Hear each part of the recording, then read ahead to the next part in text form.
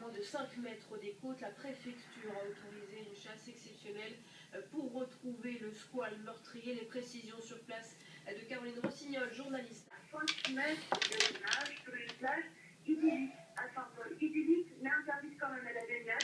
C'est une zone où il y a les postes de ceux sur les panneaux d'avertissement. C'est une attaque aussi inédite. L'adolescent était avec sa sœur, avec une masque et stupin pour regarder les poissons. Lorsqu'à 12h15, heure de Paris, elle a été chargée par un requin, happé vers le fond. C'est sa sœur qui a d'ailleurs donné l'alerte. J'ai pu moi-même discuter avec le pêcheur qui est parti en mer chercher le corps de la jeune fille.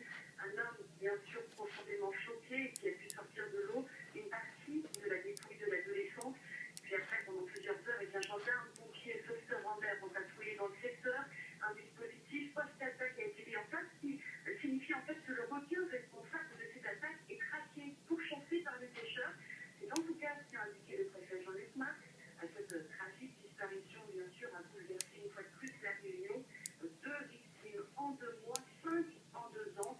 L'île, avec cette nouvelle attaque, est statistiquement devenue l'endroit le plus dangereux au monde.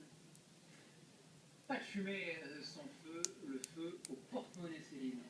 Une nouvelle hausse depuis ce matin du prix du tabac, 20 centimes de plus pour un paquet de cigarettes, 40 centimes, vous voyez, pour du paquet à rouler. Les buralistes dénoncent une asphyxie de leur activité. Le gouvernement lui répond impératif de santé publique. Alors vous, comment avez-vous pris cette nouvelle hausse? On vous a posé 20 centimes de plus pour un paquet de cigarettes. Ça fait mal. Non, c'est pas normal, bien sûr que non. Surtout qu'ils se prennent une sacrée marge. Mais bon, qu'est-ce qu'on peut faire? On va crier dans la rue. De quoi miner le moral de ce buraliste, lui qui a déjà constaté une baisse de ses ventes. Vous avez peur qu'il y ait une baisse? Ah ouais, je pense. Déjà, les cigarettes, ils n'achètent pas, ils achètent le tabac, le volet, tout ça. Il n'est pas le seul à être inquiet. Les ventes de cigarettes ont baissé de 9% en 2013. C'est justement cela qui motiverait le gouvernement, dissuader de consommer des cigarettes au nom de la santé publique. La précédente hausse des prix de 40 centimes en novembre 2012 aurait eu un effet avéré dans ce sens, pas pour ses clients. Ça ne me pêche pas de fumer, c'est le piège, justement. Moi, j'arrêterai pas, je vais continuer, mais je vais en acheter encore plus en contrebande. La contrebande. 20% au moins des cigarettes fumées en France auraient en effet été achetées à l'étranger via Internet ou sous le manteau. Pour exprimer leur colère et surtout sensibiliser les fumeurs, les 27 000 buralistes vont organiser une grève administrative. Et c'est une dernière minute, elle s'affiche à l'instant au bas de votre écran. Un homme s'est tué en voiture en tentant d'échapper à la police. C'est une information qu'on a de sources policières.